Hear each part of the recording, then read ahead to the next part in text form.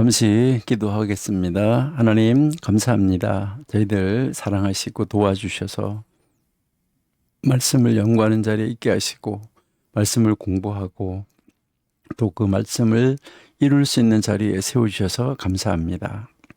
하나님, 저희들 말씀이 가라 하면 가고, 말씀이 서라 하면 서는, 말씀에 순종하는 삶, 아버지가 기뻐하는 삶, 끝까지 인내하며 살아갈 수 있도록 도와주옵소서. 공부할 때에도 하나님이 지혜를 주옵소서. 예수님의 이름으로 감사하며 기도드립니다.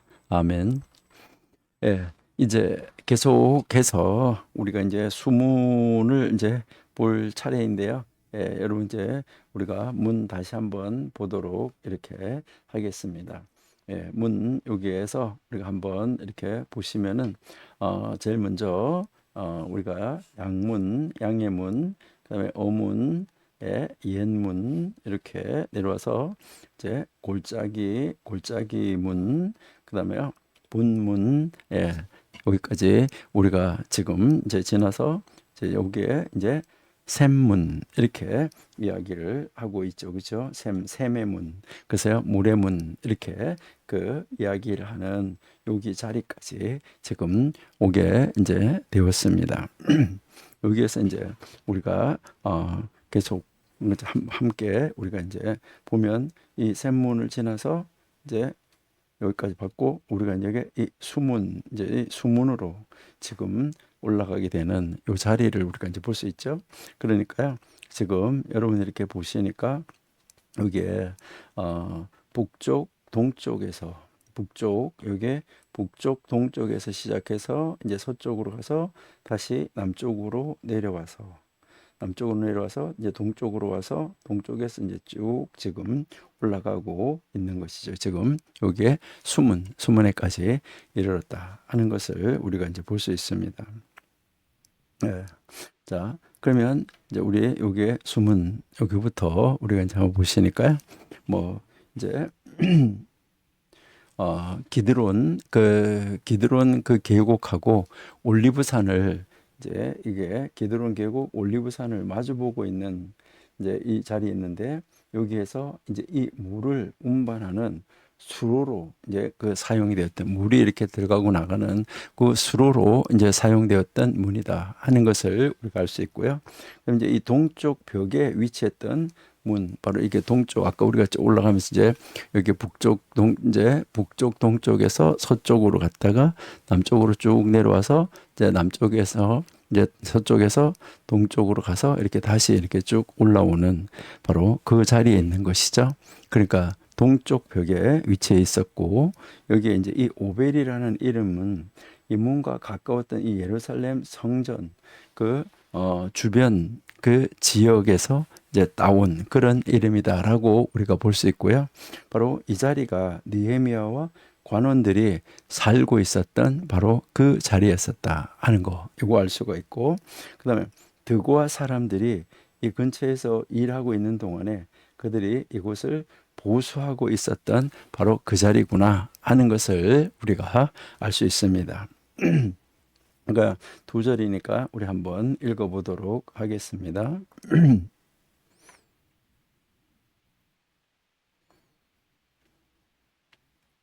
네, 3장 26절 그때 느디님 사람은 오벨에 거주하며 동쪽 수문과 마주대한 곳에서 내민 망대까지 이르렀느니라.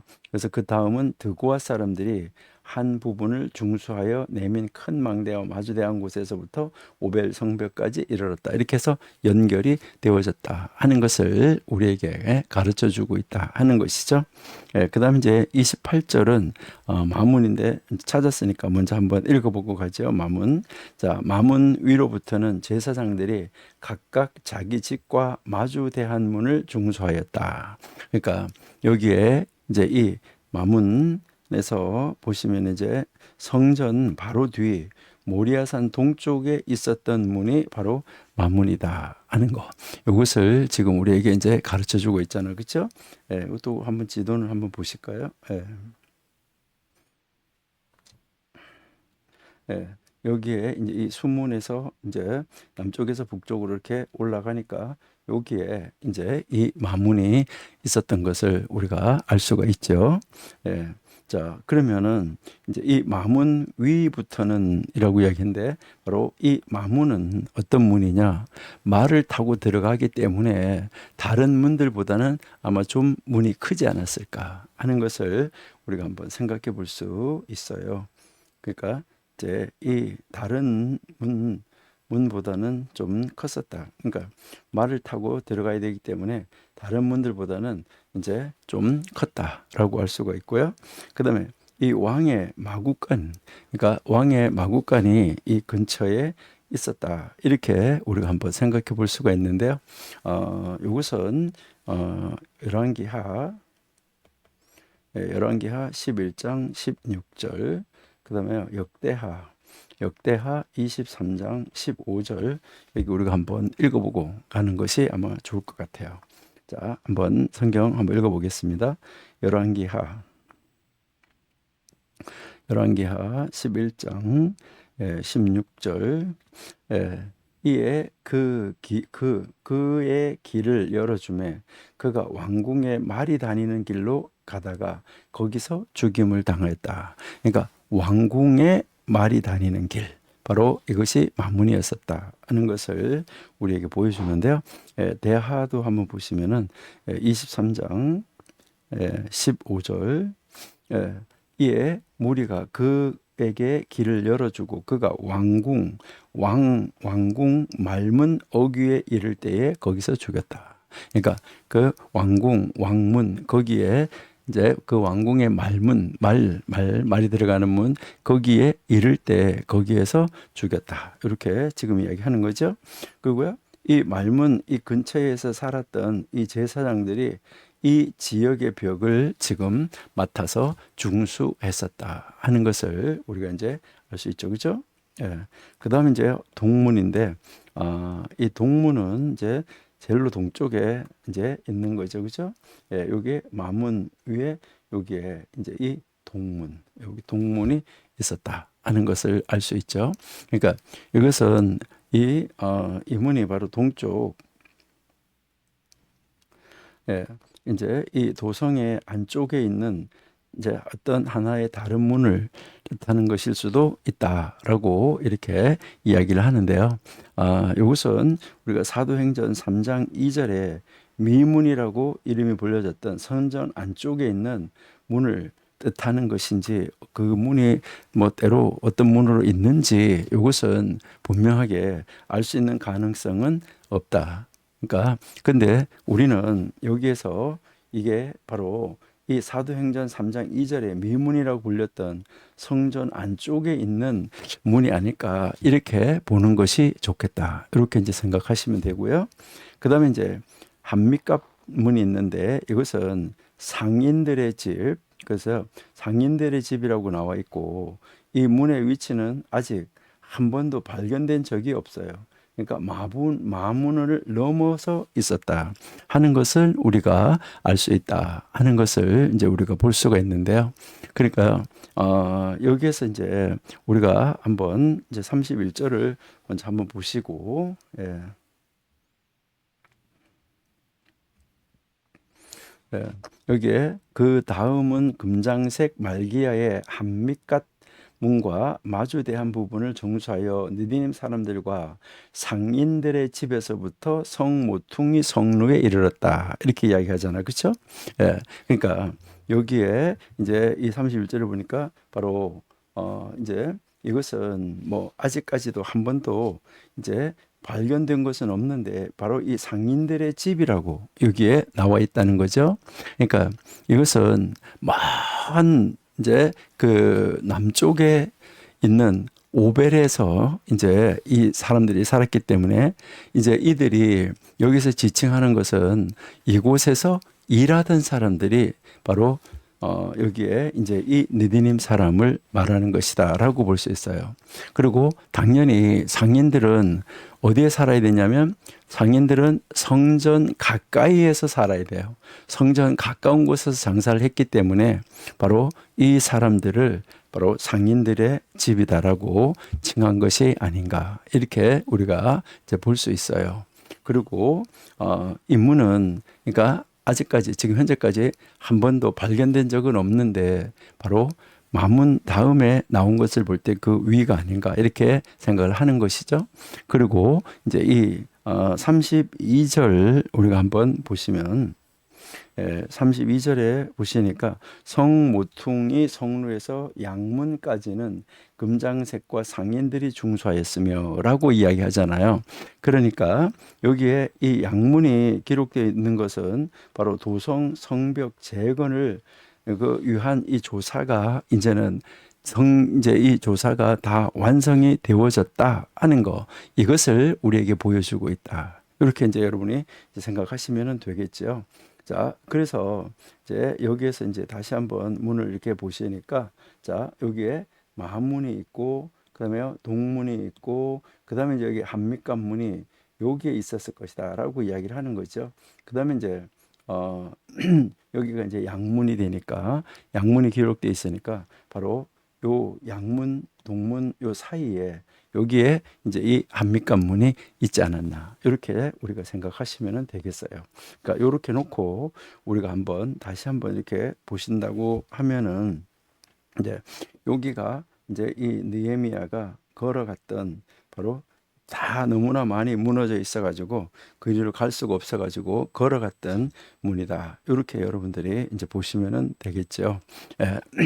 자, 그러면은 이제 이 문, 이제 이 예루살렘 바로 그 안에 이 성문 바로 이 문들이 이제 어떤 그런 이름을 가졌는데 그 이름이 바로 무엇인가 하는 거 이것을 우리들이 한번 생각을 한번 해보시면은 좋은데요. 여기에 이게 번호가 잘 분명하게 잘 보이지가 않는데 여러분들이 한번 이렇게 잘 보시면은 이제 번호가 이제 책에 이제 이거는 흑백으로 나와 있어가지고 이게 흑백이 아니면은 아주 좀 칼라로 한다고 하면은 참 우리가 쉽게 이해할 수가 있고 잘 볼 수가 있는데 이게 칼라가 아니기 때문에 보기가 참 힘드는 그런 것을 볼 수 있는데요.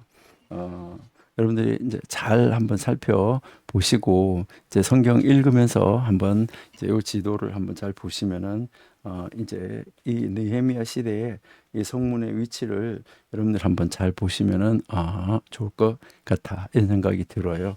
자, 그러면 이제는 우리가 한번 문이 가지고 있는 이 문의 의미는 무엇인가 하는 것을 우리가 한번 찾아보는 것이 좋겠다 이렇게 이제 생각이 됩니다. 그러니까 이 문들의 의미, 그 문이 가지는 문들의 의미가 무엇인가 하는 거죠. 그러니까 제일 먼저 양의 문이라고 그랬잖아요. 그렇죠? 양의 문. 이것은 예수님은 하나님의 어린 양으로서 우리의 죄를 위해서 죽으셨다 하는 그 양의 문, 이것을 이야기를 하는 거죠.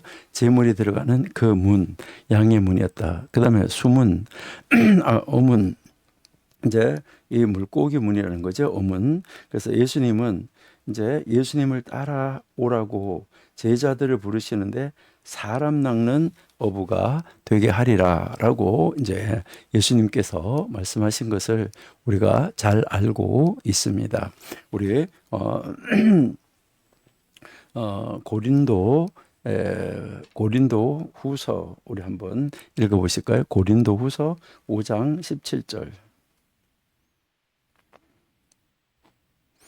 고린도후서 5장 17절 그런즉 누구든지 그리스도 안에 있으면 새로운 피조물이라 이전 것은 지나갔으니 보라 이제 새 것이 되었다.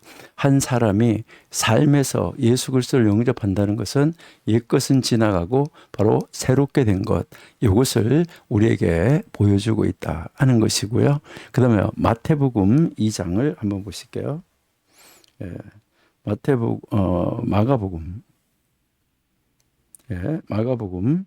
예, 마가복음 2장 21절. 예, 생배 조각을 낡은 옷에 붙이는 자가 없나니 만일 그렇게 하면 기운 새 것이 낡은 것을 당기어서 헤어짐이 더하게 된다라고 지금 이야기를 하고 있는 거죠. 이제 더 헤어지게 된다. 이제 요거랑 같은 말씀이 새 포도주를 낡은 가죽 부대에 넣는 자가 없나니 만일 그렇게 하면 새 포도주가 부대를 터뜨려 포도주와 부대를 버리게 되리라. 오직 새 포도주는 새 부대에 넣느니라 하시니라. 그러니까요. 이제 여기에서 하나님께서는 예수님을 영접하는 것은 바로 옛 것은 지나고 새 것으로 오는 것을 말한다 하는 것인데, 이게 이제 에베소서 4장 22절 여기에서도 너희는 유혹의 욕심을 따라 썩어져가는 구습을 따르는 옛사람을 벗어버려야 된다 하는 것을 우리에게 이제 가르쳐 주죠. 그 다음에 이제 우리 마태복음 1장 17절 한번 보실게요. 마태복음 1장 17절. 예, 그런즉 모든 대다수 아브라함부터 다윗까지 14대, 다윗부터 바벨론으로 사로잡혀 갈까지 14대. 자, 여기서 기준이 누군가 하는 것을 우리에게 지금 보여주고 있는데, 여기서 다윗, 그러니까 이제 이 새로운 시대를 열어가는 그 모습을 바로 이제 우리에게 하나하나 보여주고 있는 그 모습이라는 것을 우리에게 가르쳐 주고 있다 하는 것이죠. 그러니까 항상 이제 옛 시대, 새 시대, 그러니까 옛 것이 지나고 새롭게 된 것, 그리스도 안에 새로운 피조물, 그러니까 그리스도 안에서의 새로운 삶을 살아야지 된다 하는 거, 이것을 우리에게 가르쳐 주는 거, 이게 바로 옛문이라는 거, 이것을 우리에게 이제 가르쳐 준 것이죠. 그러니까 한 사람이 삶에서 그리스도를 영접한다는 것은 옛 것은 지나가고 바로 새로운 것이 된다. 이게 옛문이 우리에게 가르쳐 주는 의미다. 이렇게 여러분 보시면 되겠고요. 그다음에 이제 이 골짜기문, 바로 이 골짜기문은 이제 이 가장 유명한 다윗의 이 찬양 시편에서 우리가 사망의 음침한 골짜기에 있을지라도 주님께 속한 사람이기 때문에 바로 그 하나님의 인재를 느끼면서 안위 받는다, 이렇게 이야기를 하고 있는 것이죠. 자, 이 골짜기 문인데 바로 우리 시편 23편 한번 보실게요. 시편 23편. 여기에서 1절부터 여호와는 나의 목자시니 내가 부족함이 없으리로다. 자, 여기에서 이야기하는 것은 하나님이 나의 목자이기 때문에, 여호와가 나의 목동이기 때문에 나는 부족하지 않을 것이다, 이 말이에요. 그러니까 내게 부족함이 없다 이렇게 했는데 나는 부족하지 않을 것이다. 그러니까 이거는 부정을 써서 강한 긍정을 이야기하고 있는 것이죠. 나는 부족하지 않을 것이다. 그러니까 나는 부족한 것이 없다, 이것을 지금 이야기를 하는 것이죠. 그러니까 이제 나는 충분하다, 이렇게 이야기를 하는 거죠. 왜요? 목동이 나하고 함께 있기 때문에. 양은요, 목동하고 함께 있으면은 아무 염려가 없어요. 먹을 거든지 마실 거든지 염려할 필요가 없다 하는 것을 우리가 가르치는 거죠. 그다음에 그가 나를 푸른 풀밭에, 바로 목동이 나를 푸른 풀밭에 가서 눕게 하고 쉴만한 물가로 인도한다. 그러니까 푸른 풀밭에서 시컷 먹고 나니까 그 다음에 먹은 다음에 다시 물가로 나를 데리고 가가지고 그 물가에서 나를 이제 음식을 먹은 다음에 물을 아주 먹게 해 주신다. 그러고 나서 나의 영혼을, 생명을 다시 소성시키고 또 하나님의 이름을 위하여서 의의 길로 인도한다. 그러니까 하나님을 위하여서 하나님이 의의 길로 인도한다는 것이죠. 근데 여기에서 이제 골짜기문이 나오는데, 사망의 음침한 골짜기로 다닐지라도, 그러니까 어떤 데로 가서 있을지라도, 그러니까 해를 두려워하지 않는다, 나쁜 것을 두려워하지 않는다. 이것은 하나님이 항상 나하고 함께하고 있기 때문에 나쁜 것이 나를 공격할 수가 없고 나에게 달려들 수가 없어요. 방패 되신 하나님, 그러니까 요새 되신 하나님, 능력이신 하나님, 이 하나님이 나를 딱 감싸고 있기 때문에 우리는 안전하게 어디든지 갈 수 있다. 그래서 이제 하나님이 나와 함께 하심이라. 주의 지팡이와 막대기가 나를 안위하신다. 그러니까 우리는 어떤 골짜기에 있을지라도 우리는 두려워할 필요가 없다. 이것을 우리에게 이제 가르쳐 주는 것이죠. 그 다음 이제 본문인데, 이 본문은 아까 얘기했지만 걸음을 이야기하는 거잖아요. 우리 기독교인으로서 바울이 말하는 이 새로운 삶은 정말 멋지다 하는 것을 우리에게 가르쳐 주는데, 이 그리스도에게 그저 인간의 권리나 평판, 목표 등은 가치가 없는 이러한 존재다 하는 것을 우리에게 보여주는데, 바로 이 빌립보서 3장 8절 한번 보실게요. 예, 여기 보니까 또한 그 모든 것을 해로 여김은 내 주 그리스도 예수를 아는 지식이 가장 고상하기 때문이라. 내가 그를 위하여서 모든 것을 잃어버리고 배설물로 여김은 그리스도를 얻었다라고 지금 이야기하는 거죠. 그러니까 우리 기독교인에게 있어서 이 새로운 삶은 정말 멋진 것이다. 그러니까 이제 좀 전에 우리가 이야기한 것처럼 뭐 그게 뭐 인간의 원리, 평판, 목표 이런 것은 가치가 없는 것이다 하는 것이죠. 우리도 여기에 공감하는가? 이거 여러분 한번 생각해 보셔야 돼요. 그래, 맞아. 이 세상에 전도서에서 말하는 해 아래에 있는 거, 이 해 아래에 있는 모든 것, 이제 해 아래 내 눈에 보이는 모든 것, 이것이 나에게 뭐 인간의 뭐 어떤 권리든 명예든 재물이든 무엇이든 이것이 다 나는 정말 이 해 아래 것은 헛것이다. 해 아래 것은 헛되다. 이게 뭐 가치가 없는 존재다. 여기에 나는 공감하는가? 나는 정말 그렇게 나도 그렇게 믿고 나도 그렇게 생각하는가? 이거 여러분이 한번 이제 생각해 보시면은 참 좋겠다. 이렇게 생각이 돼요. 그렇게 해서 그것이 필요 없는 존재고 정말 하나님 안에서 그리스도 위의 것을 소망하면서 나는 살아가고 있는가? 요거 여러분이 한번 생각해 보시면은 좋겠다. 이렇게 생각이 돼요.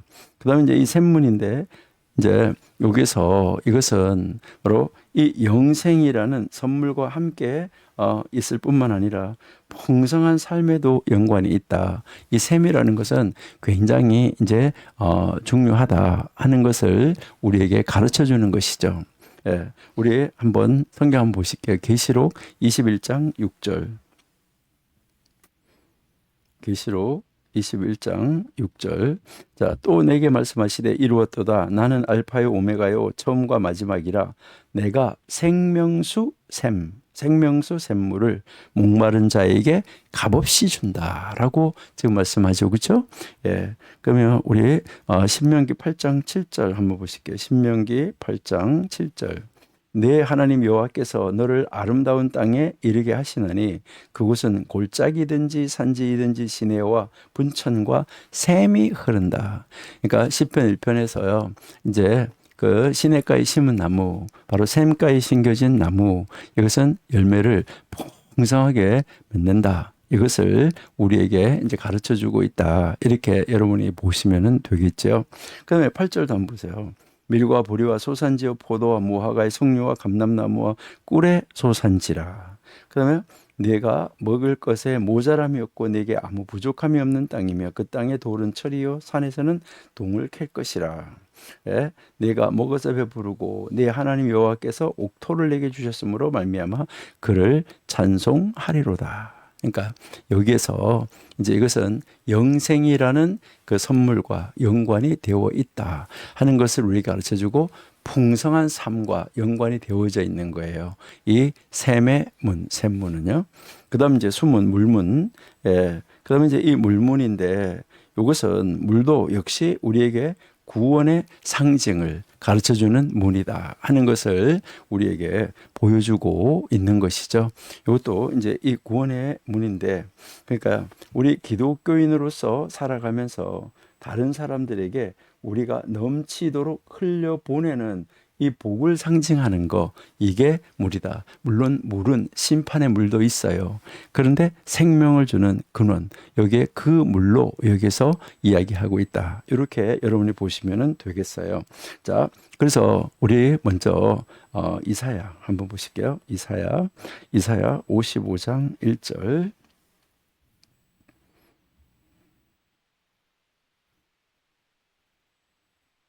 이사야 51장 1절 여기 보시니까 오호라. 너희 목마른 자들아 물러나오라. 돈 없는 자도 오라. 너희는 와서 사 먹되 돈 없이 값 없이 와서 포도주와 젖을 사라. 그러니까 이제 물러나오라라고 이야기를 하는 거죠. 그 와서 생수 생명의 물을 마셔라. 이것을 이야기를 하는 거고요. 요한복음 7장 38절 한번 보실게요. 요한복음 7장 38절. 여기에 보시니까 나를 믿는 자는 성경에 이른 것 같이 그 배에서 생수의 강이 흘러나리라. 그러니까 생수의 강, 이게 흘러나리라. 그 다음에 39절 한번 보세요. 39절. 이는 이제 그를 믿는 자들이 받을 성령을 가리켜 말씀하신 것이라. 그러니까 예수께서 아직 영광을 받지 아니하셨으므로 성령이 아직 그들에게 계시지 아니하시더라라고 지금 말씀하고 있는데요.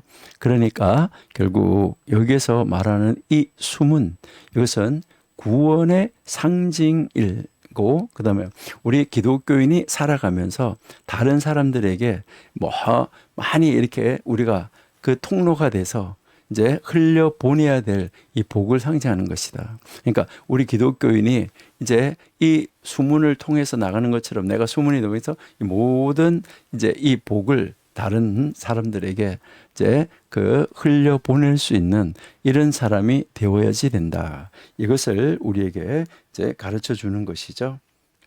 그 다음 이제 우리가 이제 보시니까 말문 나오잖아. 그죠? 이 말문인데 이 동물은 주로 전쟁과 연관이 되어 있는 그런 말은 전쟁과 연결이 되어져 있는 것이죠.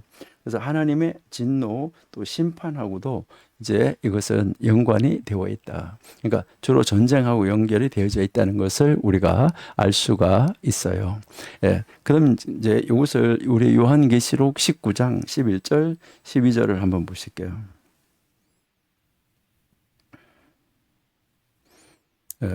여기에 또 내가 하늘이 열린 곳을 보니 백마와 그것을 탄 자가 있으니 그 이름은 충신과 진실이라.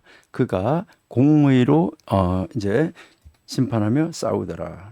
그래서 그 눈은 불꽃 같고 그 머리에는 많은 관들이 있고 또 이름 쓴 것 하나가 있으니 자기밖에 아는 자가 없다. 그러니까 여기에서 이제 이 말은 전쟁하고 연결이 되어 있고 하나님의 진노, 하나님의 심판과 연결이 되어져 있는 그런 문이었었다. 그 다음에 이제 동문이죠, 그렇죠? 그 다음에 동문, 이제 이 요한계시록에 나와 있는 것처럼 훗날에 이제 이 예수님의 영광이 동쪽에서부터 나와서 그의 성전으로 들어온다라고 적혀 있잖아요. 그래서 이 동문을 이제 이야기를 하는데 우리 에스겔 43장 한번 보실게요. 에스겔 43장 2절. 이스라엘 하나님의 영광이 동쪽에서부터 오는데 하나님의 음성이 많은 물소리 같고 땅은 그 영광으로 빛난다. 4절 가볼게요. 4절. 여호와의 영광이 동문을 통하여 성전으로 들어가고 라고 지금 말하고 있죠. 그렇죠? 그러니까 여기서 이제 그 하나님의 영광, 예수님의 영광이 동쪽에서부터 나와서 그의 성전으로 들어간다. 이렇게 말씀을 하고 있고 가르쳐주고 있는 바로 그 동쪽 동문이다 하는 것을 알 수 있고, 그 다음에 이제 한미갓인데 이 한미갓이라는 이 단어가 심판과 관련이 있는데 이것은 다가올 훗날에 이 심판을 우리에게 보여준다라고 우리가 생각할 수 있는데요. 고린도 후서 5장 10절 한번 보실게요.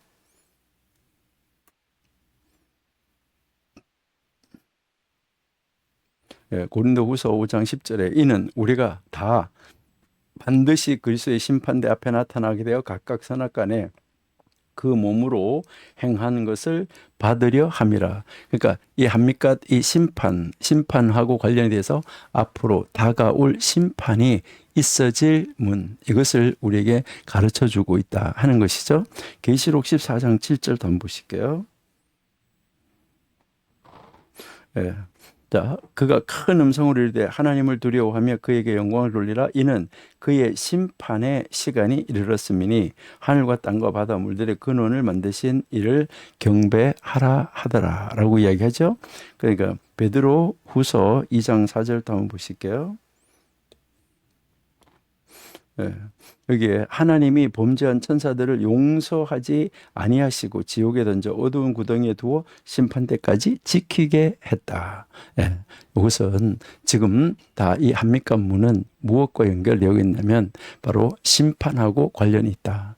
그래서 앞으로 이제 마지막 최후의 심판까지도 우리에게 보여주고 있는 것이다 하는 것을 우리가 알 수 있어요.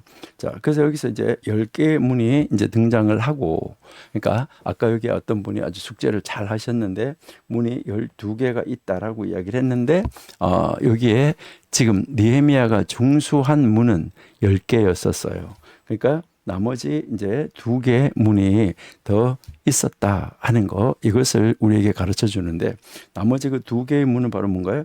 에브라임 문, 감옥문, 이 2개가 있었는데 아마 이것은 수리할 필요가 없었던 것 같은 이제 2개의 문이 있었다. 그래서 우리 느헤미야 12장 39절 우리 한번 읽어보시도록 하겠습니다.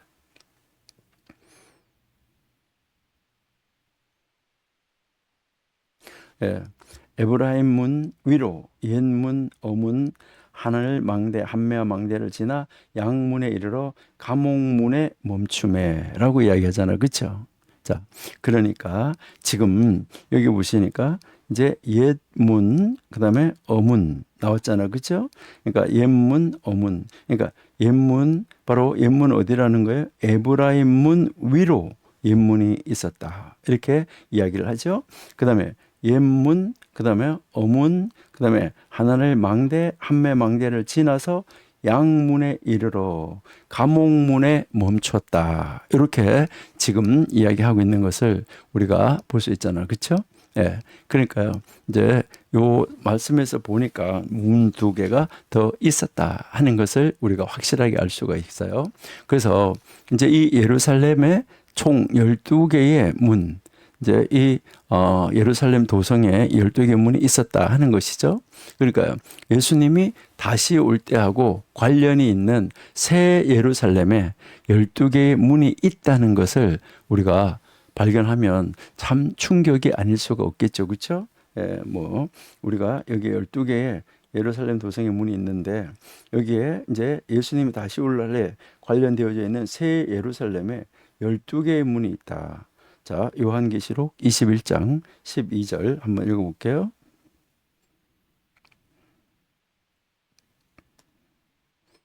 예. 자, 요한계시록 21장 12절 여기 보시니까 크고 높은 성곽이 있고 12문이 있는데 이제 이 12천사가 있고 그 문들 위에 이름을 썼으니 이스라엘 자손 12지파의 이름이다. 아, 참 놀랍다 하는 것을 우리가 알 수 있죠. 그러니까 여러분들이 성경을 읽으시면서 이제 그 지도를 펼쳐놓고 문을 찾아가면서 이렇게 읽어보시면은 여러분들이 성경 읽을 때 도움이 많이 될 거다. 이렇게 이제 생각이 됩니다. 예. 그다음 이제 우리 이제 4장으로 가보도록 이렇게 하겠습니다. 자, 이렇게 해서 성벽을 재건했잖아요. 그리고 성문을 지금 다 쌓고 있잖아요. 자, 그런데 이때 여기에 외부에 반대 세력이 나타나는 거, 이게 이제 느헤미야 4장이다 하는 것을 우리가 이제 볼 수 있죠. 그러니까 여기에 아까 우리가 이제 반대하는 사람들이 이제 몇 사람 있었었는데 그 중에 이제 한 사람, 이 산발랏, 이것은 이제 느헤미야의 성벽 재건 계획을 조롱하고 이 느헤미야의 노력을 아주 완전히 깔보고 막 경멸하고 무시했던 사람, 그 사람이 이제 이 산발랏이 이제 한때 북쪽에 이 유다와 인접한 곳에 있는 사마리아라고 불리던 거기에 그 지역의 총독이었었다 하는 것이죠.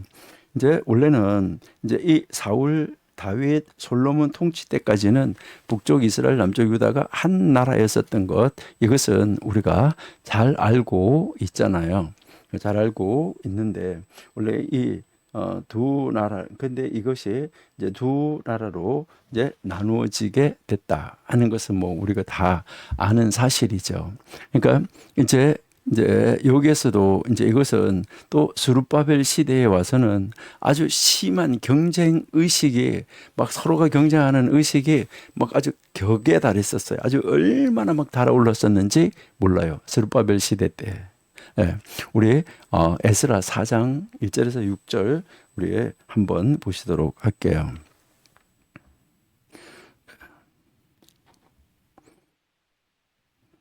예, 이제 여기에 이제 4장 1절에서 6절을 여러분들이 이제 한번 이제 보시면은 이제 이 사로잡혔던 자들의 자손이 바로 이스라엘 하나님 여호와의 성전을 건축한다 함을 유다와 베냐민의 대적이 듣고 그 유다와 베냐민의 대적들이 들은 거예요. 그래서 거기 보니까 2절에 보니까 뭐 나왔어요? 스룹바벨. 그러니까 스룹바벨 때 아주 이 둘의 경쟁이 격에 달했다라고 좀 전에 말씀드렸잖아요. 그러니까 스룹바벨과 족장들에게 나와 이르되 우리도 너희와 함께 건축하게 하라. 우리도 너희와 같이 너희 하나님을 찾노라. 아수르 왕 에살핫돈이 우리를 이리로 오게 한 날부터 우리가 하나님께 제사 드리노라 라고 지금 이야기하잖아요. 그렇죠? 자, 3절 보세요.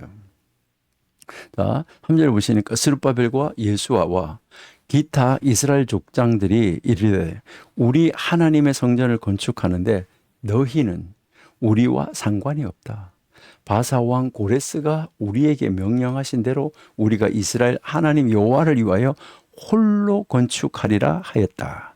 그러니까 4절에 그러니까 4절에 이로부터 그러니까 이로부터 그 땅 백성이 유다 백성의 손을 약하게 하여서 그 건축을 방해했다. 그러니까 이 스룹바벨 때 얼마나 이 남북에 있는 그 이스라엘 그 사람들이 아주 못되게 굴고 막 격하게 하고 이렇게 반대했었는가 하는 것을 우리에게 이제 가르쳐 주고 있다 하는 것이죠. 그러니까 너무너무 정말 치열했던 것을 우리가 볼 수가 있는데 여기서 이렇게 보니까 이제 이 새 성전 짓는 일을 멈추게 하려고 했던 이 음모가 실패로 끝났잖아. 그렇죠? 근데 70년이 지나고 지금 사마리아 총독인 지금 이 산발랏도 북쪽에 이스라엘 그 북쪽에 사마리아의 이 총독인 산발랏도 그 전하고 똑같이 지금 뭐 하는 거죠? 지금은 그때는 성전인데 지금은 성벽 공사를 지금 막으려고 하고 있는 거죠. 그러니까 성벽을 재건하는 것을 못하도록 막고 있다 하는 것을 우리에게 가르쳐주고 있잖아요. 1800년 그러니까 1800년대 후반에 이집트에서 발견이 되어 있는 고문서가 있어요. 아주 옛날 문서에 따르면은 산발랏이라는 이름이 기원전 5세기에 생겼다라고 이야기를 하고 있어요. 아마 그가 유대인이었지만은 사마리아의 이 종교하고 복잡하게 혼합이 된 바로 그 혼합 종교의 추종자다라고 우리가 생각하시면 되겠어요. 근데 그가 바로 믿음이 남아있던 사람으로 보여지진 않아요. 믿음이 없었던 사람이에요. 그는 다른 종교로 이제 개종을 해서 혼합 종교로 들어갔기 때문에 그에게 유대인은 편리상, 자기도 유대인이라고 말하는 것은 편리상 써먹는 표현이었을 뿐이에요. 여러분, 이거 제가 그냥 단순하게 편리상 써먹는 표현이라고 했었는데 여기서 우리가 배워야 되는 것은 바로 뭐냐면 오늘날 우리 기독교인은 유대교도 아니고 힌두교도 아니고 이슬람교도 아니라는 등 이러한 어떤 막 자기가 이제 이 기독교인이라고 하면서 어떻게 기독교인의 관점에서 보면 전혀 예수님께 속해 있지 않는 이런 사람들도 있다. 나는 정말 기독교인이면 기독교인답게 예수님에게 속하여 있는 예수님 안에 있는 사람인가? 편리상 기독교인이라는 이 타이틀만 가진 사람은 아닌가? 우리 이거 한번 심각하게 생각을 해봐야지 돼요. 그러니까 지금 자기도 성전을 재건하는데 참여할 수 있다. 뭐 이런 사람이다. 이제 이런 것을 얘기를 하는 거잖아요. 그렇기 때문에 새로운 삶, 새로운 관점, 새로운 능력을 믿는 믿음, 이 자신을 이제 믿음으로 우리는 우리 자신을 온 마음으로 스스럼 없이 정말 마음과 뜻과 정성 이것을 다 해서 솔직하게 예수님한테 믿음을 고백하고 우리의 자신을 하나님 앞에 산 제물로 내어놓을 수 있는 자리로 나가는 우리들이 되어야지만 되는 것입니다. 여기에 우리는 이 산발랏을 바라보면서 혹시 나는 기독교인이라고 말하면서 크리스천이라고 말하면서 이런 산발랏은 아닌가? 이거 여러분 한번 심각하게 한번 생각해 봐야지 된다 하는 말이에요. 자, 그들이 이제 이 반대를 하는데 이 반대하는 방법의 첫 번째가 뭐였었나요?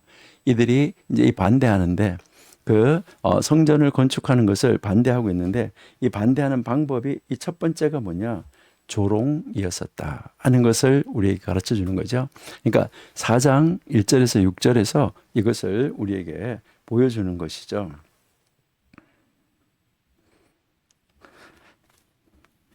산발랏이 우리가 성을 건축한다 함을 듣고 크게 분노하여 유다 사람을 비웃었다. 형제들과 사마리아 군대 앞에 일러 말하되 미약한 유다 사람들이 하는 일이 무엇인가? 스스로 견고하게 하려는가? 제사를 드리려는가? 하루의 일을 마치려는가?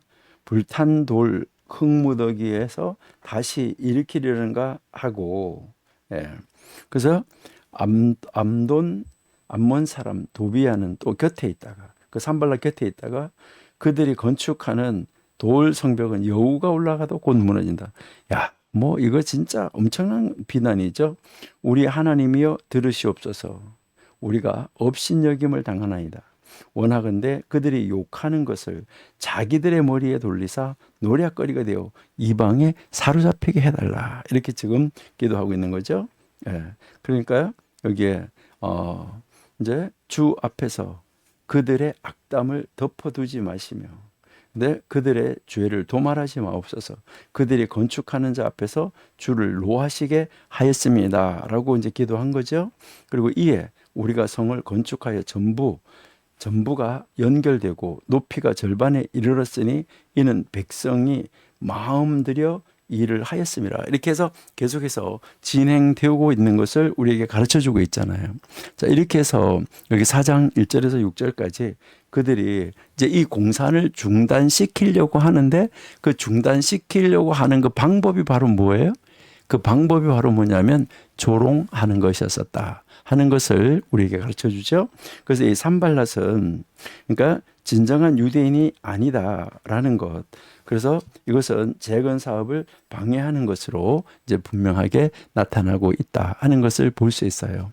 그러니까 그 혼합 종교를 믿고 있는 그리고 이제 원래 그 북쪽이 멸망할 때 북쪽 이스라엘 멸망할 때 사마리아 사람들을 다 빼서 전 세계로 뿔뿔이 흩어버리고 그리고 거기에는 이방인들로 데려다가 채워 놓았잖아요.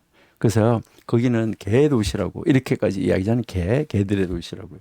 그러니까 아주 이제 거기에 아주 사악한 도시로 이렇게 만들어 버렸다라고 이야기를 하는데 우리 로마서 2장 28절 29절 한번 읽어 보실까요? 로마서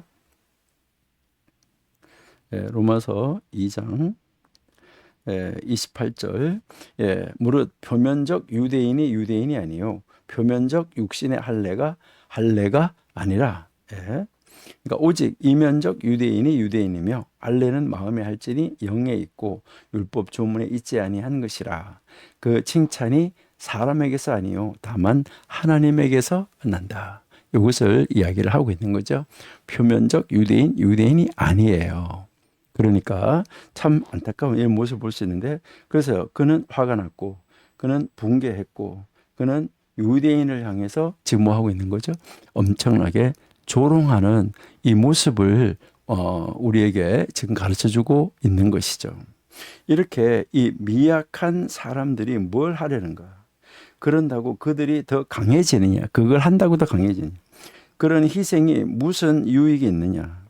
그들이 그렇게 한다고 하나님이 그들을 도울 것이라고 생각하느냐. 그들이 그 계획을 끝내기에는 너무, 그들이 그 일을 다 하기에는 너무 큰 일이다. 이렇게 지금 이야기하고 있는 것을 볼 수 있죠. 그러니까 얼마나 정말 조롱하고 비난하는 이런 이 모습인가 하는 것을 우리에게 가르쳐 주는 것이죠. 거기에 또 누가 같이 거들어요? 아까 우리 얘기는 암몬 사람 도비아가 거기에 함께 거들어서 빈정대고 있는 것을 볼 수 있잖아요. 그러니까 거기에 막 같이 끼어들어 가지고 막 또 빈정거려요. 그때나 지금이나 진짜 똑같아요. 예, 지금 여기에 우리 한 분이 이제 과거나 지금이나 똑같다고, 예나 지금이나 똑같아, 못된 놈들은 다 그렇다라고 하는데 맞아요. 아니 무슨 말을 해도 그렇잖아요. 뭐 완성해봤자 그들이 다 그 뭐 성벽을 건축해봤자 엉성해가지고 그들이 무슨 지혜가 있냐, 지식이 있냐, 능력이 있냐, 그들이 만들어 놓는다고 해봐야 너무나 엉성하기 때문에 여우가 올라가도, 그렇죠? 여우가 올라가도 그 성벽은 무너질 것이다. 참 엄청난 정말 그들의 이 조롱 비난을 우리가 볼 수 있죠. 그럴 때 느헤미야는 어떻게 대처하는가 하는 거잖아요. 그러니까 이럴 때 어떻게 대처하는가. 이제 이러한 이 조롱을 듣는 이 느헤미야는 또 한 번 이 문제를 하나님께로 가져가는 것을 우리가 볼 수 있어요. 그러니까 이런 문제가 있으니까 느헤미야는 또 이 문제를 붙잡고 어디로 갑니까? 이제 하나님 앞으로 나아가는 이 모습을 우리 볼 수 있어요. 우리 4절, 5절을 잠깐 한번 보실게요. 아까 읽었었는데 이제 4절, 자, 우리 하나님이여 들으시옵소서. 우리가 업신여김을 당하나이다. 원하건대 그들이 욕하는 것을 자기들의 머리에 돌리사 노략거리가 되어 이방에서 사로잡히게 하시고, 예? 주 앞에서 그들의 악을 덮어두지 마옵소서. 그러니까 하늘 앞에서 덮어두지 말고 죄를 도말하지 말고 그들이 건축하는 자 앞에서 주를 노하시게 했기 때문에 그렇습니다라고 지금 이야기를 하고 있는 것이죠. 그러니까 이제 정말 아주 안타까운 이런 모습을 우리에게 지금 보여주고 있다 하는 것이죠.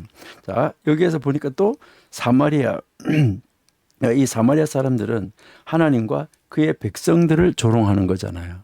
그래서 이제 그들이 조롱하는 것을 그들에게 돌려가게 해달라고.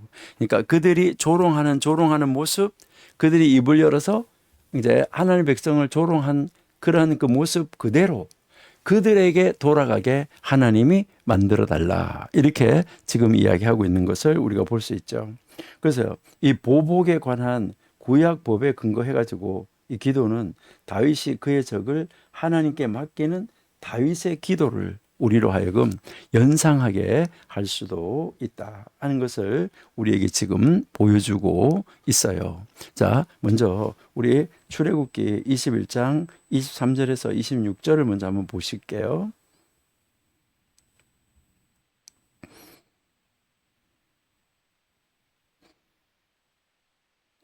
23절. 그러나 다른 해가 있으면 갑되 생명은 생명으로, 눈은 눈으로, 이는 이로, 손은 손으로, 발은 발로, 된 것은 된 것으로, 상하게 한 것은 상함으로, 때린 것은 때림으로 갚을지라. 자, 그러니까 사람이 그 남종의 한 눈이나 여종의 한 눈을 쳐서 상하게 하면 그 눈에 대한 보상으로 그를 놓아줄 것이고, 그다음에 그 남종이나 이제 그 남종, 그러니까 그 남종의 이나 여종의 이를 쳐서 빠뜨리면 이에 대한 보상으로 그를 놓아준다. 그리고 28절에 이제 소가 남자나 여자를 받아서 죽이면 그 소는 반드시 돌로 쳐서 죽일 것이고 그 고기는 먹지 말 것이고 임자는 형벌을 면한다. 자, 그런데 29절 보니까요. 소가 원래 뭐 한 거죠? 받는 버릇이 있어요. 그리고 그 임자는 그것을 알아요. 그로 말미암아 경고를 받았어요. 근데 단속하지 않았어요. 남녀를 막론하고 받아 죽이면 소는 돌로 쳐 죽이고 임자도 죽이라고 했어요. 알고 있었는데 그거를 단도리를 안 했다는 것이죠. 근데요, 30절에 여러분 보시니까 만일 그에게 속죄에 대한 그 돈 벌금을 부과하면 무릇 그 명령한 대로 생명의 대가로 내줘야 된다고 말해요. 그리고요, 아들을 받든지 딸을 받든지 법규대로 임자에게 그대로 행할 것이다. 그래서 소가 만일 남종이나 여종을 받으면은 그 소임자가 은 30세겔을 그의 이제 상전에게 줄 것이고 소는 돌로 쳐서 또 죽여야 된다. 이렇게 이야기하는 거죠. 그래서 33절에 사람이 또 구덩이를 열어두거나 구덩이를 파고 덮지 아니해서 소나 나귀가 거기에 빠지면 어떻게 한다고요? 예, 그 구덩이의 주인이 이제 어떻게 한 거죠? 바로 그 구덩이의 주인이 잘 보상을 해야 돼요. 짐승의 임자에게 돈을 줘야 되고 죽은 것은 그가 차지한다라고 이야기하잖아요. 35절에서 이 사람이 소가 저 사람의 소를 받아서 죽이면 살아있는 소를 팔아가지고 그 값을 반으로 나누고 또한 죽은 것도 반으로 나눈다. 그리고요, 36절에 그 소가 본래 받는 버릇이 있는 줄 알고도 임사가 단속하지 않았으면 소는 소로 갚아야 되는 거죠. 죽은 것은 그가 차지할 것이다 라고 이야기하는 정말 이 놀라운 모습을 우리에게 지금 가르쳐주고 있다 하는 것이죠. 그러니까요, 이제 그 구약의 법에 근거해서 그들이 한 그대로 지금 느헤미야가 기도하는 것은 그들이 조롱하고 그들이 희롱하고 그들이 악담을 한 말 그대로 그들에게 그들이 입을 열어서 한 것을 하나님의 사람에게 그렇게 한 것을 그들에게 그대로 하나님이 갚아주세요라고 한 것이죠. 바로 이 기도가 이제 이 기도가 그 다윗이 그의 원수를 그의 대적을 하나님 앞에 맡기는 이 기도를 우리로 하여금 생각나게 한다 하는 것을 우리가 볼 수 있어요. 이것은 여러분들이 이 다윗의 기도를 생각나게 하는데 우리 시편 52편, 58편, 59편, 69편, 109편, 140편 이 시편을 읽어보면 이런 것을 구구절절히 우리가 알 수 있어요. 시편 52편을 한번 잠깐만 보실게요. 예. 자, 시편 52편에 이제 여기에 보시면 포악한 자의 네가 어찌하여 악한 계획을 스스로 자랑하는가. 하나님의 인자하심은 항상 있도다. 내 혀가 심한 악을 꾀하여 날카로운 삭도같이 간사를 행한다. 네가 선보다 악을 사랑하며 의를 말함보다 거짓을 사랑하는도다. 간사한 자여 너는 남을 해치는 이제 모든 말을 좋아한다. 그런즉 하나님이 영원히 너를 멸망하심이요. 예, 영원히. 그리고 너를 붙잡아 내 장막에서 뽑아내며 살아있는 땅에서 내 뿌리를 뺄 것이다. 그러니까 그렇게 한 대를 해준다는 거예요. 의인이 보고 두려워하여 그를 비웃어서 말하도록 이렇게 만들어준다. 이 사람이 하나님을 자기 힘으로 삼지 아니하고 오직 자기 재물의 풍부함을 의지하여 자기의 악으로 스스로 든든하게 하려는 자다. 이것을 다 하나님이 다 갚아주신다. 이것을 지금 이야기를 하고 있는 것이죠. 그러니까 다윗이 이렇게 했던 이 기도대로 지금 느헤미야는 지금 뭐 하는 거죠? 그들이 조롱한 그 조롱이 그들이 입을 열어서 한 그 말이 그대로 그들에게 임하도록 하나님 도와주세요 라고 지금 느헤미야가 기도하고 있는 이 모습을 우리에게 가르쳐주고 있다 하는 것이죠.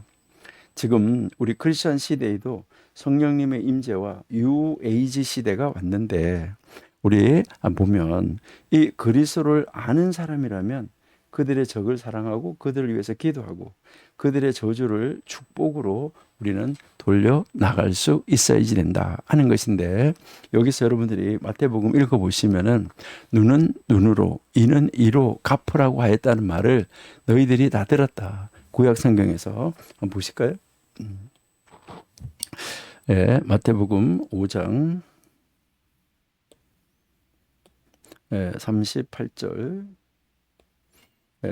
또 눈은 눈으로 이는 이로 갚으라 하였다는 것을 너희가 다 들었다. 이것을 이야기를 하잖아요. 아까 우리가 읽었던 출애굽기 21장에 나오는 그런 내용이에요. 다 들었다. 그러니까요. 이제 나는 너희에게 이르노니 악한 자를 대적하지 말라. 누구든지 내 오른밤을 치거든 왼쪽을 돌려대며 고발하여 내 속옷을 가지고 다하거든 겉옷까지도 주라. 또 누구든지 억지로 오리를 가게 하면은 뭐 심리를 가라. 이제 이것을 이제 이야기하는 거죠. 그리고 내게 구하는 자에게는 주고 꾸고자 하는 자에게는 뭐 거절하지 말아라. 내 이웃을 사랑하고 내 원수를 미워했다는 것을 너희가 들었다. 그런데 나는 너희에게 이르노니 원수를 사랑하며 너희를 박해하는 자를 위해서 기도해라. 그리고 이같이 한즉 하늘에 계신 너희 아버지의 아들이 되리니 이는 하나님이 그 해를 악인과 선인에게 해를 이제 거기다가 똑같이 태양을 비춰주고 너희가 너희를 사랑하는 자를 사랑하면 이제 무슨 사랑인 세리도 이와 같이 했다. 이것을 우리에게 이제 가르쳐 주는 것이죠.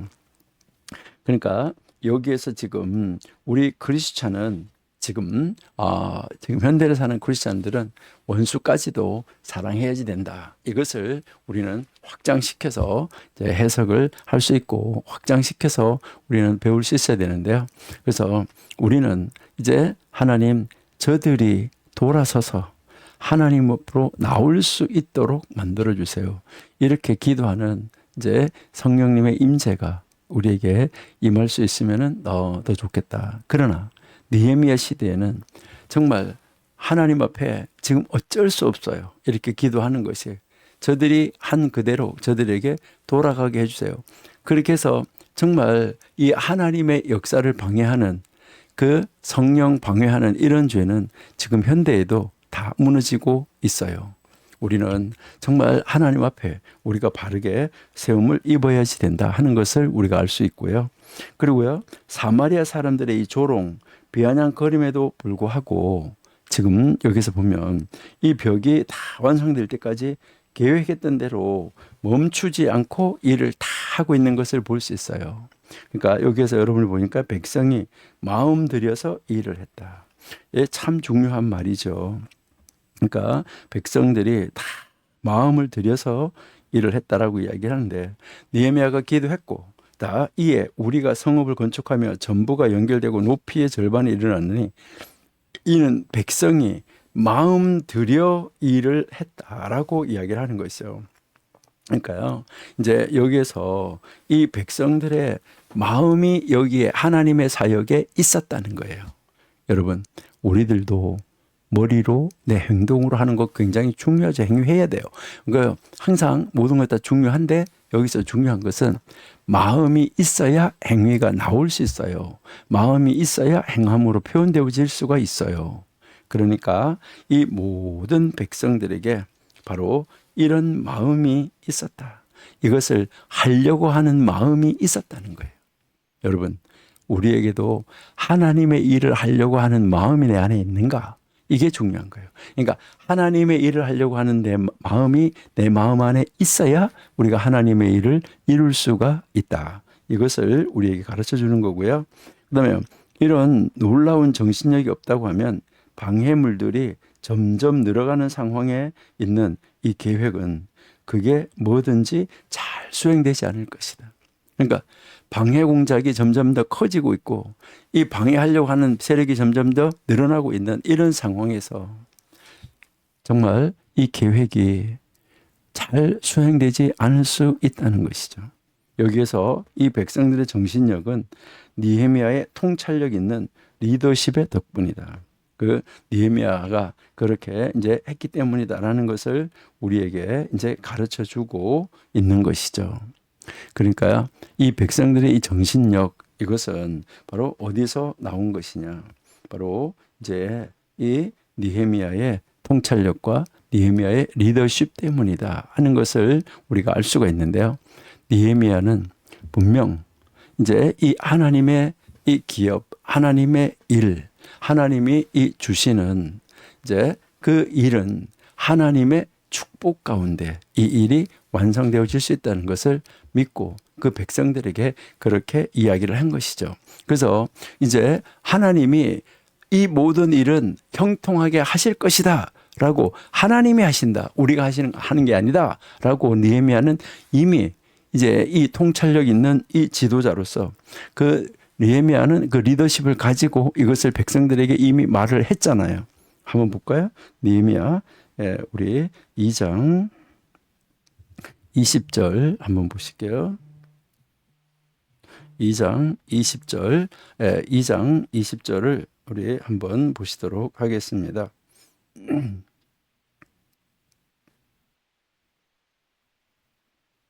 느헤미야 2장 20절.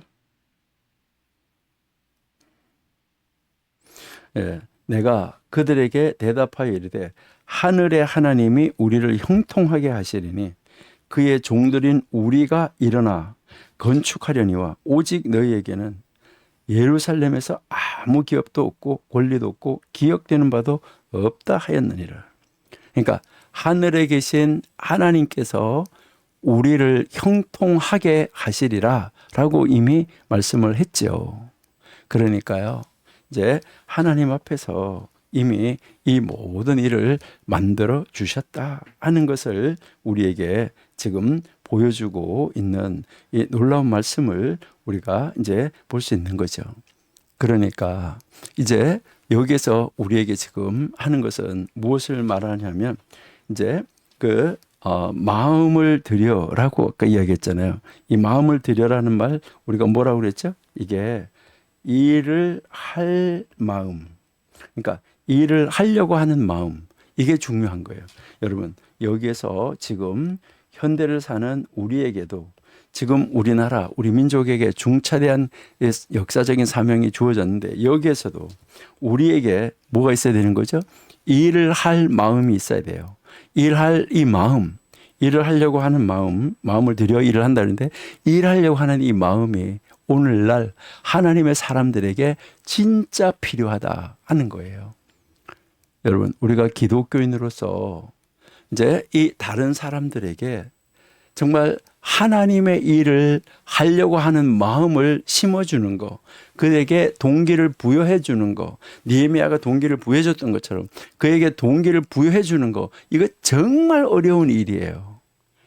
그러니까 누구로 하여금, 여러분 보세요. 지금 원수가 아주 산재해 있고 장애물이 너무나 크고 너무나 많은데 이럴 때 그 우리 기독교인으로서 하나님의 사람들에게 정말 이제 그들에게 하나님의 일을 할 마음을, 그 원수들이 많은 가운데서 조롱하는 가운데서 이런 마음을 심어주는 거, 이거는 정말 어려운 일이라는 거예요.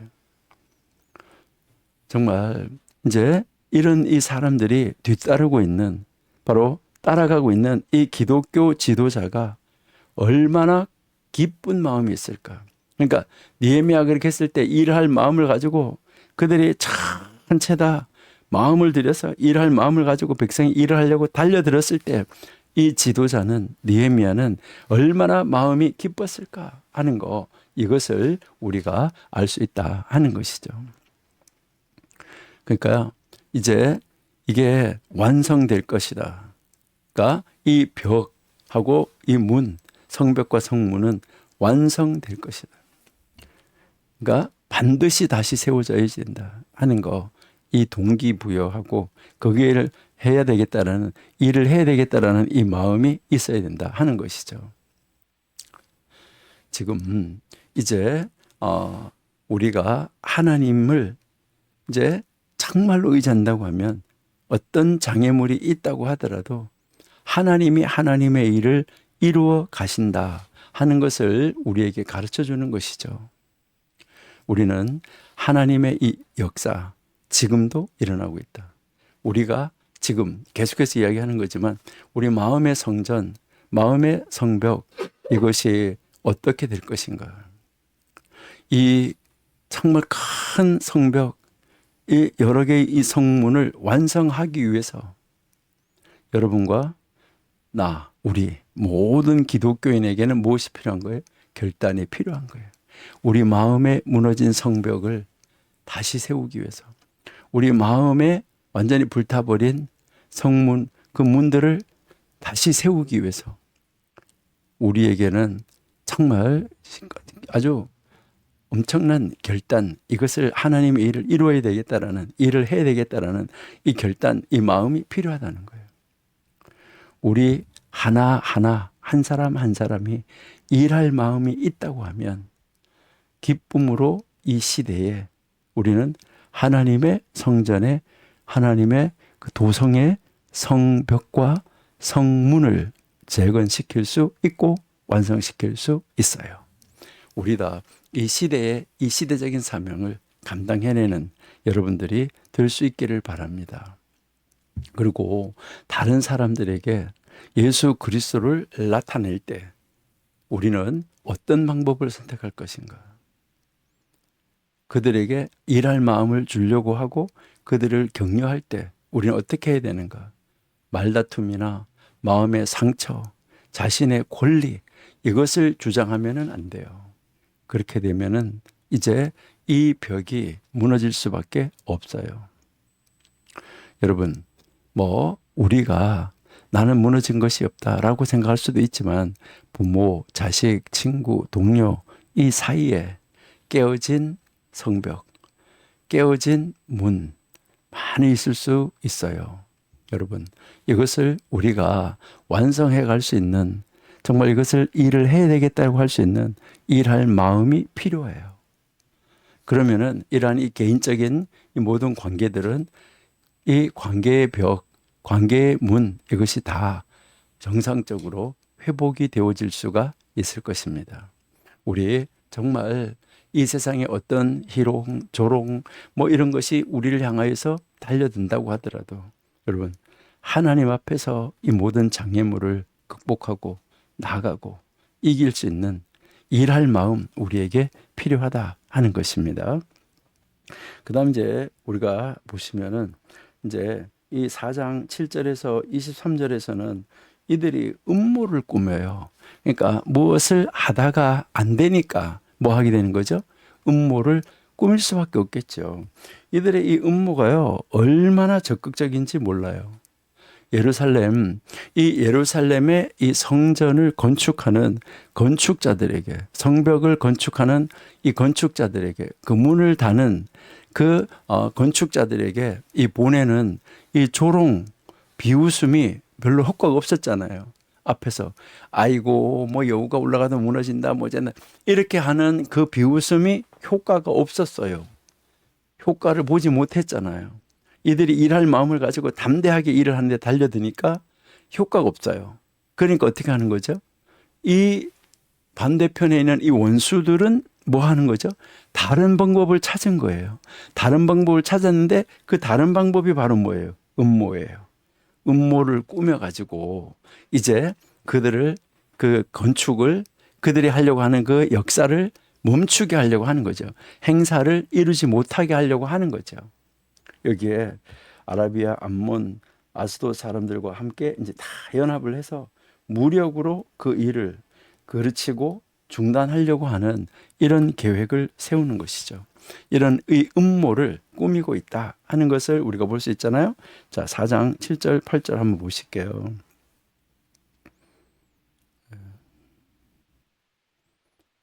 4장 7절. 여기에 산발락과 도비아와 아라비아 사람들과 암몬 사람들과 아스돗 사람들이 예루살렘 성이 중수되어 그 허물어진 틈이 매우 꾸어져 간다 함을 듣고 심히 분노했다. 그렇죠? 그래서 다 함께 꾀하기를, 음모를 꾸미는 거예요.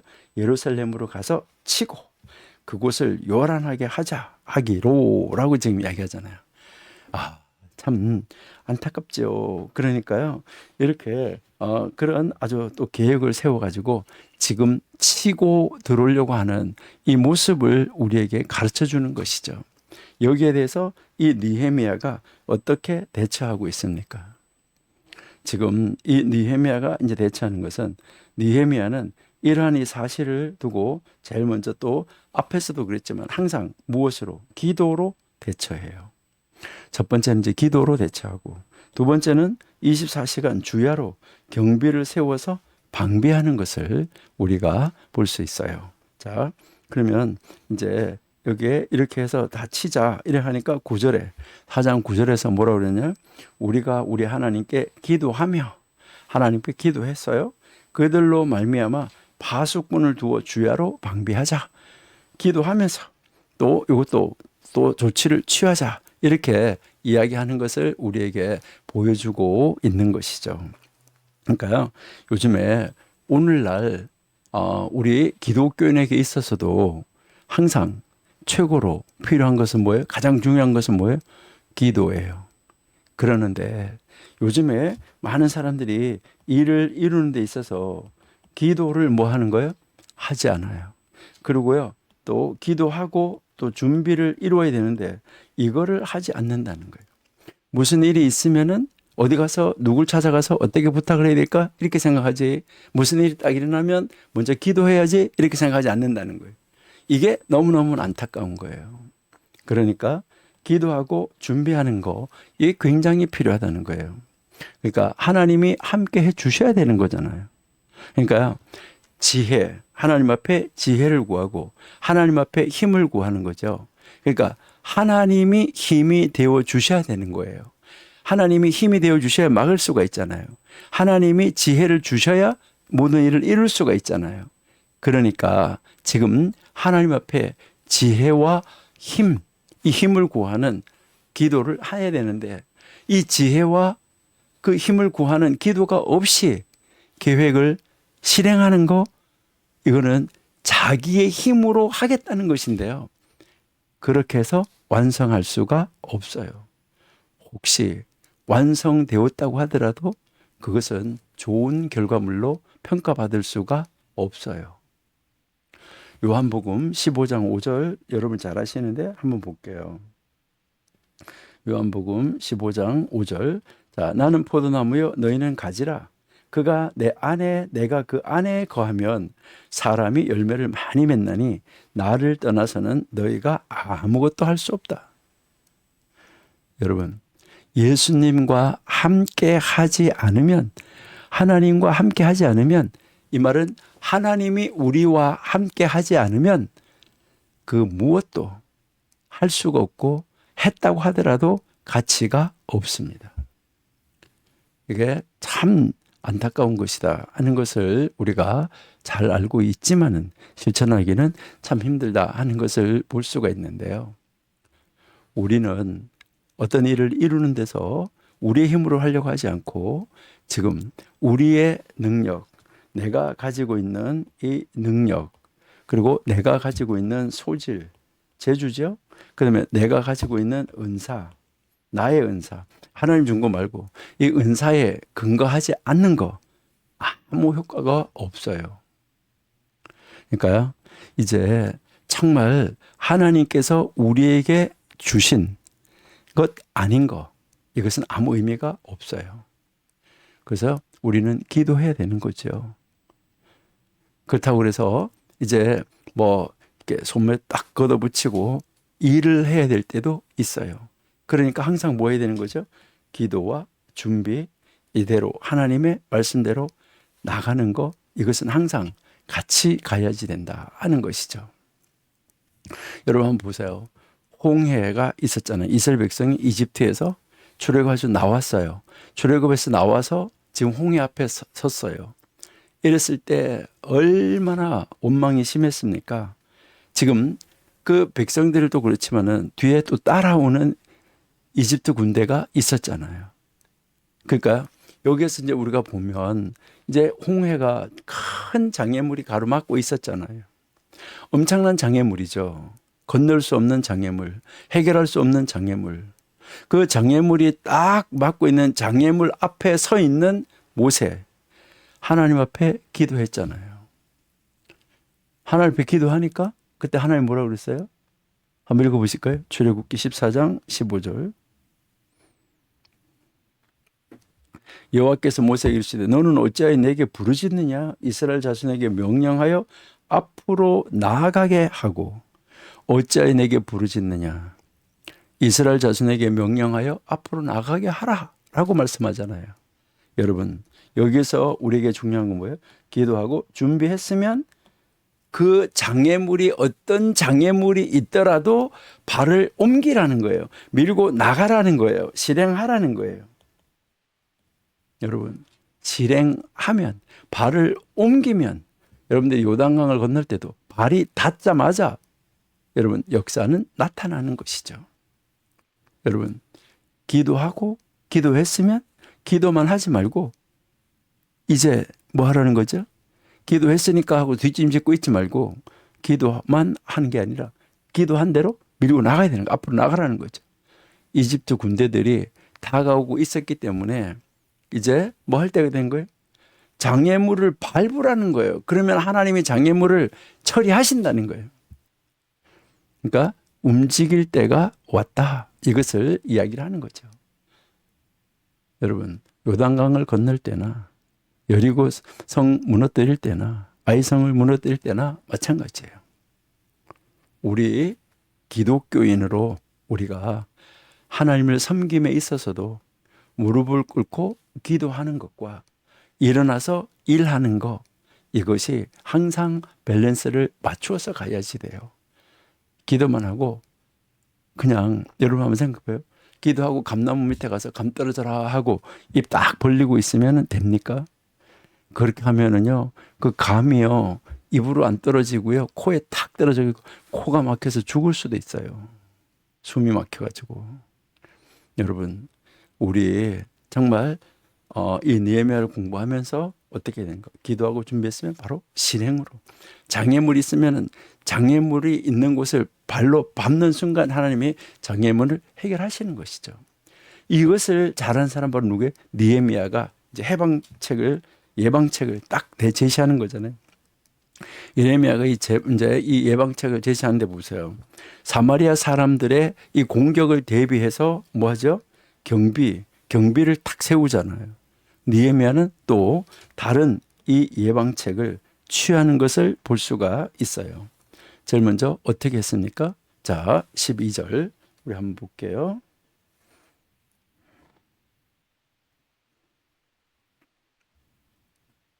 예, 그 원수들의 근처에 거주하는 유다 사람들도 그 각처에서 와서 10번이나 우리에게 말하기를 너희가 우리에게로 와야 하리라 하고 라고 이야기하잖아요.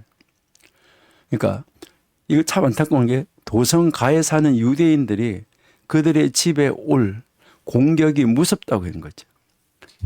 그때 이 느헤미야는 그들을 예루살렘으로 데려와서 그들을 방어할 전략적으로 중요한 곳에 배치하는 것을 볼 수 있어요.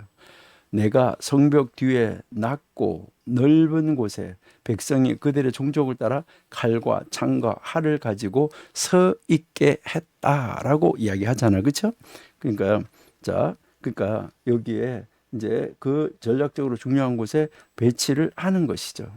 그렇게 배치를 한 다음에 모든 사람들에게 뭐라고 그래요?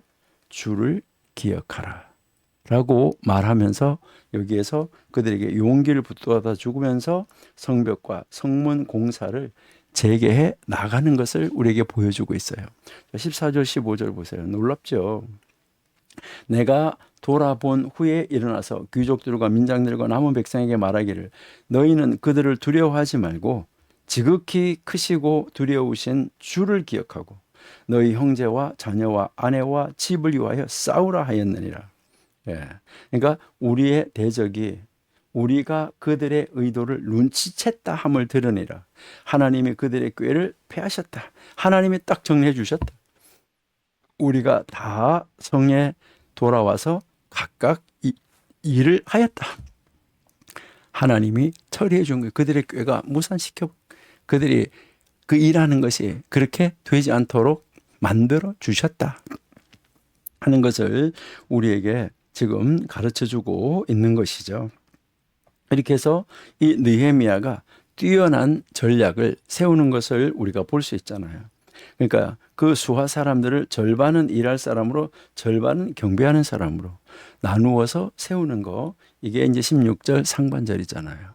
그리고 26절 하반절에서 뭐 하는 거죠? 다가올 공격에 대비해서 백성들 뒤에 민장을 그들의 지도자로 뒀잖아요. 딱 오는 거에 대해서. 그러니까 민장들을 세웠다는 거예요. 지도자들을. 그리고 이제 17절에 보시니까 건축하는 자들과 짐을 운반하는 자들 한 손에는 무게를 들고 다녔다. 그러니까 완전하게 이제 준비를 하고 다니고 있었던 것을 우리에게 가르쳐 주는 것이죠. 또 18절 상반절도 보세요. 또 다른 건축하는 자들은 허리에 칼을 차고 있었던 것을 우리가 볼 수 있어요. 그 다음에 18절 하반절에서 20절까지에서는 보시니까요. 느헤미야는 바로 공격이 오는, 그러니까 공격이 오고 있다 하는 이 조짐이 보여지면 뭐 하는 거예요? 공격이 오는 조짐이 보이면 경보를 울리기 위해서 나팔 부는 자들을 또 항상 그 곁에다가 서 있게 했어요.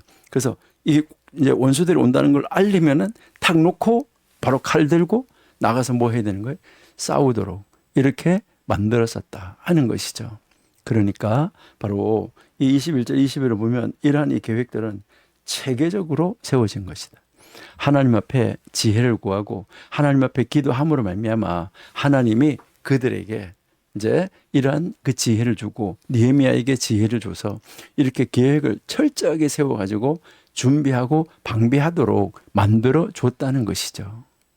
그러니까 참 놀라운 이 모습을 우리에게 가르쳐 주는 거죠. 그래서 느헤미야와 이 공사하는 자는 방어하는 모든 사람들은 각자 자신들이 맡은 일에 너무너무 열중을 해서 잠을 잘 때에도 옷을 벗지 아니했다.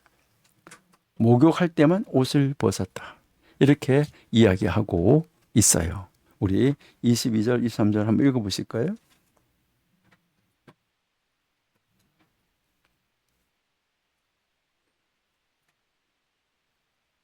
자, 그때 내가 또 백성에게 말하기를 사람마다 종자와 함께 예루살렘 안에서 잘지니 밤에는 우리를 위하여 파수하겠고 낮에는 일하리라 하고 23절 나나 내 형제들이나 종자들이나 나를 따라 파수하는 사람들이나 우리가 다 우리의 옷을 벗지 아니하였으며 물을 기르러 갈 때에도 각기 병기를 잡았느니라. 아, 참 놀라운 것을 우리에게 지금 가르쳐주고 있다 하는 것이죠. 자, 정말 놀라운 건데요.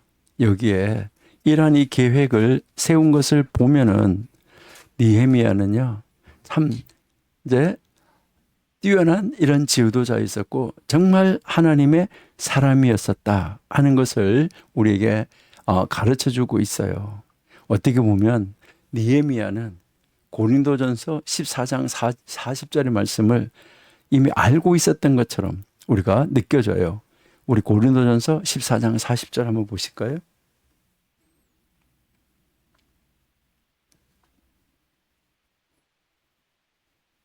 예, 이제 14장 40절에 모든 것을 품위 있게 하고 질서 있게 하라. 그러니까 모든 것을 품위 있게 질서 있게 이런 이 계획을 세웠던 이 느헤미야 놀라운 모습을 우리에게 가르쳐 주는 것이죠. 여기에서 모든 것을 품위 있게 하고 질서 있게 하라 이렇게 했는데 여기서 이 품위 있게라는 말, 이 품위 있게라는 말은 원래 적절하게라는 말이에요. 그러니까 느헤미야는 하나님 앞에 기도하면서 아주 적절하게 모든 일을 계획하고 모든 일을 준비하고 모든 일을 처리해 가는 것을 우리가 볼 수 있다 하는 것이죠. 물론 느헤미야가 어떻게 이 신약 성경 고린도전서의 말씀을 읽었겠어요. 느헤미야 보다가 훨씬 후대 500년 후대에 신약 성경 예수님이 오셔가지고 이제 이루어진 것이잖아요. 그럴 리가 없겠죠. 그렇지만은 이제 하나님이 그에게 지혜를 주셨기 때문에 느헤미야는 분명히 자신이 가진 모든 그 재능을 총동원한 거죠. 하나님이 주신 재능으로. 그리고 하나님이 주신 그 재능을 가지고 계획을 하고 준비를 하고 했잖아요. 항상 제일 앞에 뭐 했어요? 우선적으로 하는 것이 기도였잖아요. 그래서 혹시라도 일어날지 모르는 만일의 사태에 대해서 철저하게 이 체계적인 준비를 했었다는 거죠. 하나님이 주신 것이죠. 지혜를.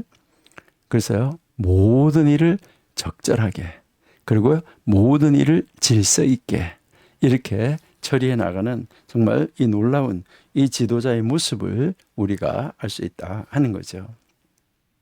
그러면 이런 이 외부의 적이 올 때 이렇게 공격을 막아냈어요. 외부에서 적이 올 때 4장에서. 그러니까 이제 3장이 성벽하고 성문을 재건을 하는데 이제 이 4장에서 외부의 적이 왔잖아요. 그런데 이 5장에 가면은 문제가 뭐냐면 내부의 적이 있다는 거예요. 여러분, 우리 기독교인들도 지금 많은 행사를 이뤄가는데 중요한 악조건이 바로 뭐냐면 내부의 적이 있다는 거예요. 이게 정말 안타까운 것이죠.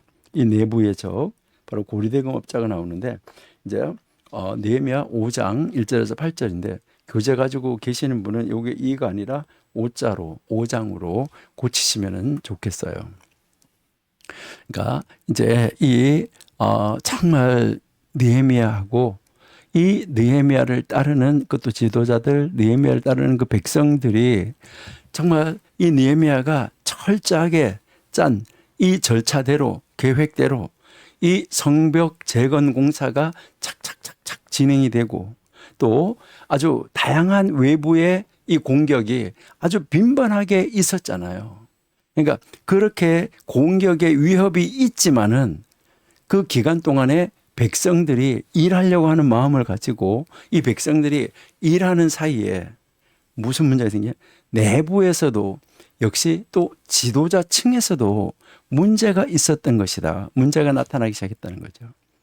다시 말해서 산발랏, 사마리아인들 그리고 그들하고 동맹을 맺은 사람들 이 안에 있는 사람들 중에서 또 지도자들 중에서 그 반대쪽에 있는 사람들하고 동맹을 맺은 요즘 말로 말하면 간첩이 있었다는 거예요. 요즘 말로 말하면 스파이가 있었다는 거죠.